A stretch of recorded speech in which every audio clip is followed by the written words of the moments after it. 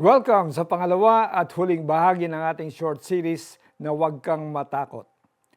Ako ito. Madaling araw, nasa gitna ka ng dagat. Madilim, malamig ang hangin, at malakas ang hampas ng alon. Tapos may makikita kang taong naglalakad sa ibabaw ng tubig. Matatakot ka talaga at mapapasigaw ng multo. Kahit anong astig mo, titiklop ka sa takot. Kahit anong tapang mo, manginginig ka sa kaba. Ganito ang naranasan ng mga disciple. Ngunit nang sabihin ni Jesus na, "Huwag kayong matakot, ako ito." Naglakas loob si Peter na pumunta sa kinaroroonan ni Jesus. Nang mapansin niya na malakas ang hangin, natakot siya at nagsimulang lumubog. In this desperate situation, alam ni Peter ang gagawin at sino ang dapat tawagin. He could have called the other disciples to save him from drowning, or he could swim back to the boat. But he trusted the Lord and cried, "Lord, save me." Marami tayong takot sa buhay. Yung iba takot sa daga o ipis. Yung iba naman may fear of heights o takot sa masikip na lugar. Others are afraid of dying, being neglected or forgotten, while some are afraid of the future. In all of these, sabi ni Jesus, "Huwag kayong matakot, ako ito." Parang sinasabi niya, relax ka lang, sagot kita. For as long as we have Jesus in our hearts, we are safe.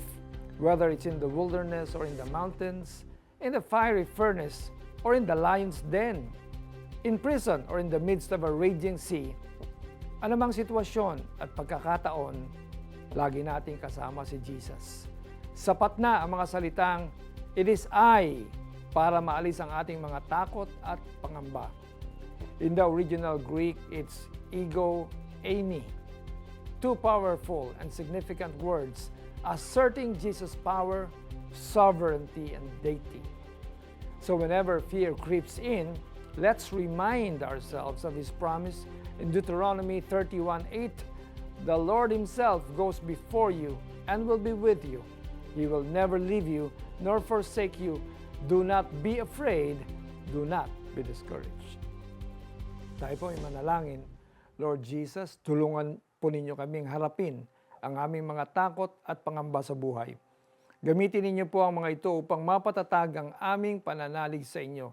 Kapag kami po ay natatakot, remind us that you are there ready to embrace us and calm the storm in us. In Jesus' name, Amen.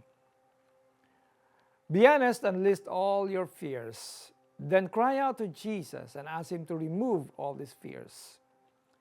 Ngunit nagsalita agad si Jesus at sinabi sa kanila, "Huwag kayong matakot, ako ito."